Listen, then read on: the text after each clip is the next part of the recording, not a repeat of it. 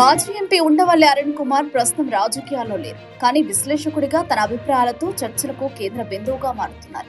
తాను ఏ పార్టీకి చెందనని చెబుతున్నా ఆయన మాటల్లో తెలుగుదేశం పార్టీపై వ్యతిరేక భావజాలం, వైసీపీపై కొంత మృదుత్వం స్పష్టంగా కనిపిస్తోంది.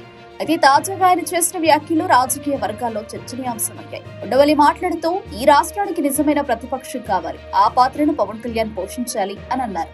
కూటమి విడిపోవడం తన ఉద్దేశం కాదని చెప్పినా పవన్ ను ప్రతిపక్షంగా చూడాలన్న ఆయన మాటలు ఆసక్తికరంగా ఉన్నాయి. మార్గదర్శి చిట్ ఫండ్ వ్యవహారంలో రామోజీరావుపై సుదీర్ఘ పోరాటం చేసిన ఉండవల్లి రాష్ట్ర విభజనపై సుప్రీంకోర్టులో పిటిషన్ వేయగా దానికి జగన్ ప్రభుత్వం కౌంటర్ వేయలేకపోయింది. కానీ ఇప్పుడు చంద్రబాబు ప్రభుత్వం దానిపై చర్య తీసుకోవాలని కోరుతున్నారు.